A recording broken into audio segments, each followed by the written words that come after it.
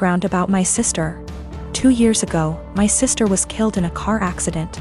She was riding with a friend to the mall, the friend's parent was driving, and teenage boy plowed through a red light while texting on his phone and hit the car my sister, Carrie, was in. Carrie was killed instantly and her friend, June, was in a coma for 3 weeks before her parents took her off life support. When Carrie passed, I was devastated and angry and just not in a good place. Carrie and I had been extremely close. Despite a 7-year age gap between us, we enjoyed a lot of the same shows, we went to concerts together. We volunteered together, and I took it upon myself to guide Carrie like any big sister would do. Our parents were extremely busy with work most days, and Carrie and I would often cook together and do crafts when we weren't too busy with school work. Carrie wanted to be a NICU nurse when she grew up, and I helped her find a volunteer position at a local hospital to help get her gain some experience being around patients. In short, Carrie was my sister and best friend, and when she passed, I was a mess. The last craft Carrie and I made together was a set of candles. We bought the wax at a local craft store and we both made each other a candle and decorated the jar it was in. That was the day before she was killed. At her funeral, Carrie was buried with the candle I made her. The candle Carrie made me sits on my desk next to my favorite picture of her and I together at the beach. Or it did, until last week. Background about my boyfriend. I met my boyfriend about 1.5 years ago, about 6 months after Carrie passed. I wasn't looking for a relationship, I was still grieving my sister's death. But Eugene came along and it was love at first sight. He was extremely supportive, let me cry on him when I needed to, didn't push me into getting over grieving or anything. He was extremely gentleman about everything and very, very patient. After 6 months of seeing each other pretty regularly, we made it official. Eugene came into my life at a very low point, and he has always been very respectful of sentiments I keep from my sister. Never asking me to take them down, always giving me space when I needed to cry. Eugene, along with most, if not all, of my friends and family know about Carrie's candle. There was a point after she died where I would take the candle with me everywhere out of fear that someone might light it, or steal it. Or who knows what. The point is, that candle was and still is a very important part of my life and something that my sister made for me and me alone. When Eugene and I moved in together about 4 months ago, I packed away most of the reminders of my sister and put out the candle and picture on my desk. I felt that this was a huge step because when I'd lived just by myself I had pictures everywhere and a few knickknacks laying around from my sister. I wanted to make Eugene and I's home our home with just a small part of my sister there. Eugene understood and was very supportive. Last week, we had a massive winter storm that knocked out power. We didn't have power for 3+ days. The power was knocked out at Eugene and I's house while I was at work, which did not lose power. Eugene texted me that he was going to light some candles and try and get a generator, so we could have some for of power or at least be able to charge our phones / use lights / etc. Now, we have probably 30+ candles in our house. I am a huge fan of sales, and when Bath & Body Works has a candle sale, I like to stock up and get a range of scents. We have candles scattered all over our house. In the room where my desk is, there are no candles aside from the one Carrie made me. None at all, and there never has been. This room is also downstairs, where Eugene doesn't spend a lot of time, his desk is upstairs. When I arrived home from work last week, I noticed a bunch of candles burning in our living room, safely. Always monitored and not near anything that could ignite. One of these candles was the candle that Carrie had made me. I burst into tears, and when Eugene heard me crying he came out from the bedroom, where he was lighting more candles, and asked what was wrong. I was a wreck and couldn't get any words out. When he tried to calm me down, I shoved past him and locked myself in the room where my desk was and just cried. I don't know how he could be so stupid. He knew, and I thought he understood how sentimental the candle was and how much I cherished having a candle that my now deceased sister had spent time making with me just a day before she was killed. I haven't been able to speak to Eugene since it happened, Tuesday of last week. He has tried to explain why he did it, because he needed candles to be able to see, but I just can't wrap my head around it. He hadn't gotten into the large candle stash I have upstairs right by the living room where Carrie's candle was, but went downstairs, out of the way to grab the most sentimental, cherished item I have.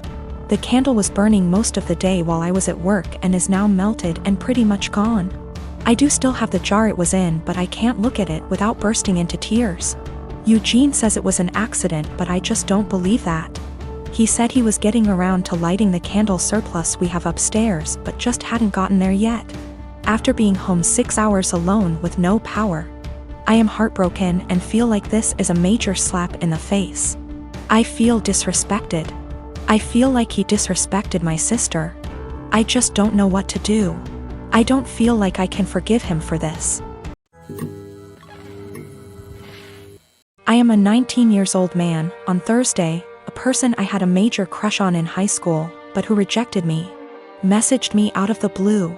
She had never contacted me without my contacting her first. And at one point I realized she had had me blocked on social media, and so I found it odd that she was suddenly being friendly. After sending a couple of greetings / questions about how I've been, she said that she was going to have some people over and wanted to know if I would get the beer. The drinking age where we are is 19, and she and the people who were going to chill were all 18. The liquor stores in my area all card. I thought it was silly that my being a month older meant I could buy liquor and they couldn't, and so I said I would love to go.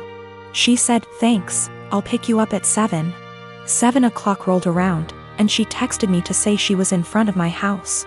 I went out dressed and ready to chill with some people, and she drove me to the liquor store. When we got there, I asked what beer she wanted me to get, and she told me to get Budweiser. I hid my disappointment as well as I could, but it was her party, so I went in and bought 2 cases of 24. I got back in the car and said, "Let's party," and she was eerily quiet. I noticed that she wasn't driving towards her neighborhood, but rather back towards mine. I thought she had moved or something, but didn't want to press the issue. When she turned down my street, I finally figured it out. She was being purposefully vague about the invitation because she wanted me to get the beer.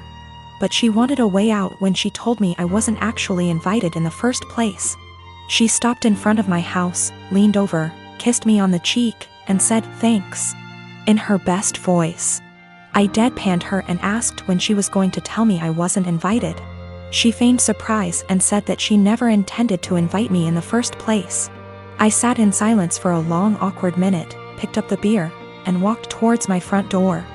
She got out of her car and frantically tried to re-invite me to the party, but I told her that what she did was the most humiliating thing that ever happened to me.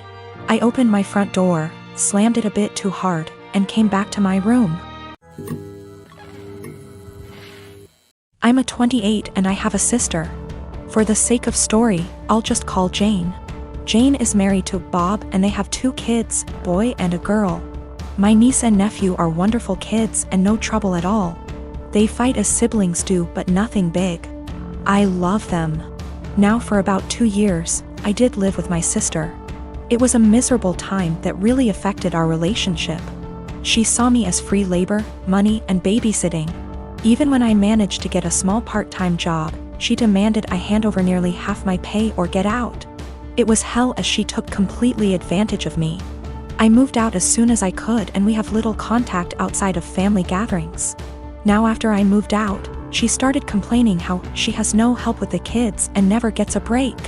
I babysit sometimes, but I have made it clear, just 'cause I am off work, doesn't mean I want an 8-hour day with my niece and nephew. Anyway, she started talking about how she wanted to foster a kid. Not a kid, but a teenager. I pressed her for more info on this. She wants to adopt a teenager so she has a live-in babysitter for her kids.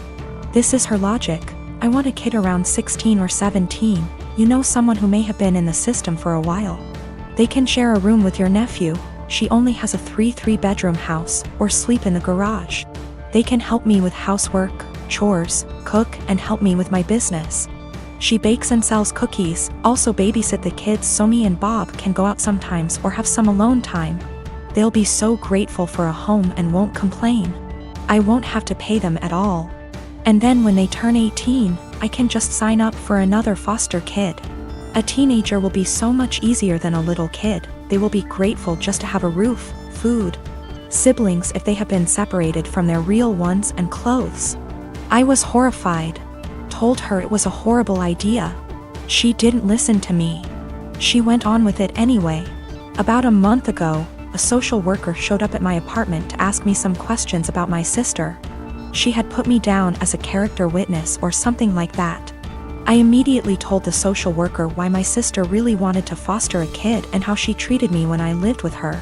The lady thanked me. My sister called crying, saying that she wouldn't be considered for any adoptions or fosters. The social worker told her that they felt her home and her weren't a good fit. She asked if I said anything, and I told the truth. She went off on me, hung up, and we haven't spoken since. She has sent some angry texts. A couple family members are on her side. They think foster kids are dogs or something and would be so happy just to have a roof and would gladly do all the housework.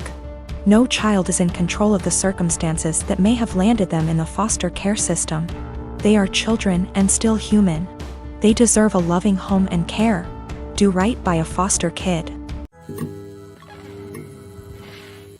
I have a sister who has a husband who is the poster child of weaponized incompetence.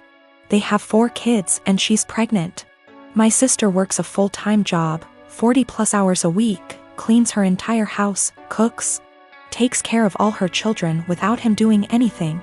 It is seriously mind-blowing that she wakes up at like 4 a.m., cooks breakfast, does chores, gets all of her kids ready for school, takes them all to school and daycare, and all he does is stay home and work. And when his kids get home, after my sister picks them up, of course, he will play with them for a little and play video games until he falls asleep.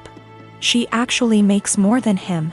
My fiancé and I had to stay with them for 6 weeks while our home was being renovated, and since we both WFH, we helped her, and it is amazing how much happier she is when she has help. I helped with the kids, and my fiancé even drove her to doctor's appointments. Her husband literally only acknowledges he is a parent when his family is around, then he is a God-fearing, hard-working father of 5. He is the one that wanted more kids. She wanted to stop after her last baby, but he needed more boys.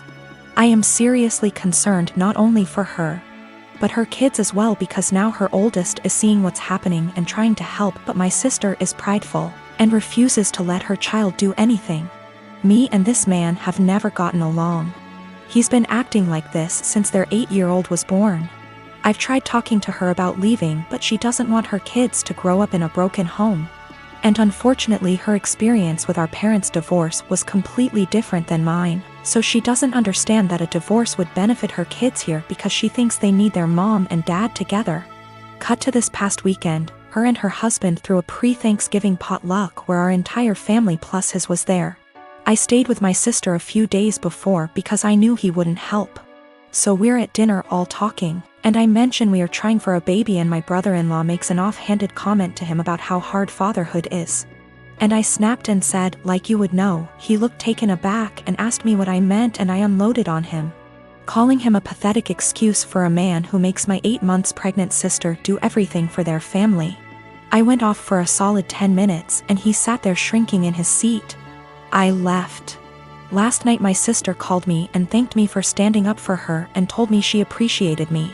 Although today I got a very nasty text from him telling me I'm a terrible person, and because I lied in front of his family, his mom is angry at him and is moving in with them to help her out, and I've made him the laughingstock of his family. He certainly thinks so.